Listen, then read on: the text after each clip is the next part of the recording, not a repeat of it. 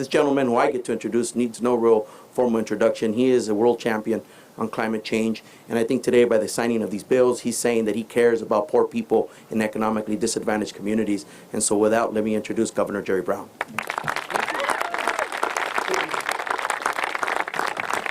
So, as you've heard, this is really an important bill, an important day, and I can't emphasize enough how important this work of the California legislature, both houses, mostly, almost entirely the Democratic Party, has done this.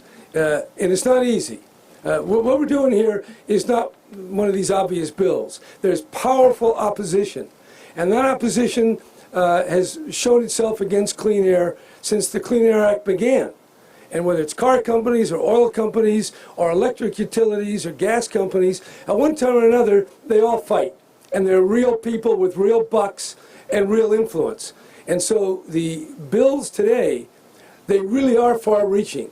And they keep California on the move to clean up the environment, to encourage vast innovation, and to make sure we have the environmental resilience that the Californians really want and expect. And I want to say something about low-income people, people of modest means who live in the Central Valley, who live in Riverside, San Bernardino, Imperial County. They're the ones that eat the dirtiest air. And we're not going to clean up that air until we reduce pollutants in the way this bill is purporting to do and will do.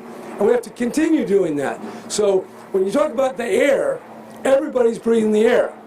And young children, many of whom are getting asthma, older people with respiratory disease, they're the victims. And if we don't stop climate change, it's not going to be 110 in Imperial County, it's going to be 130. 135, not for a few days or a few weeks, but for months on end. It can become unlivable. Now, it's not going to happen perhaps during your term, but we're setting in motion either efforts to stop that or to do nothing and let it happen. And the great problem with these big issues is that when you wait too long because you can't see it, it's too late to do anything about it. So what we're doing here is far-sighted as well as far-reaching. And it takes a lot of courage and a lot of vision. California is doing something that no other state has done. You're putting into law real measures backed up by the real power of the state of California. This is big, and I hope it sends a message across the country. And those Republicans in Congress, if God help us if they win again, but if they do, may they be converted. May they see the light before it's too late. And that's what this is also about. Amen. All right? And by the way, I don't want to be partisan, but these guys deny science, say our drought is not true, they say there aren't forest fires, that floods are not occurring in Florida and New Orleans. That's not true. Anybody who lies like that should not be listened to. That's all. And this legislature is moving forward. I'm glad that I can do my modest part by signing the bill. Not veto. I still can veto it, but I won't. Don't worry, I won't. Because this is law. And by the way, since we're telling all these old stories, Tom Quinn's not here, but her predecessor, immediate predecessor, first time around, started to lower the emissions of NOx, nitrogen oxygen, which caused a lot of smog and poison and all the rest of it. Henry Ford II came out himself.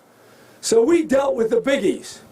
So when you hear these guys knocking on your door, you know that we've taken down the biggest of the big.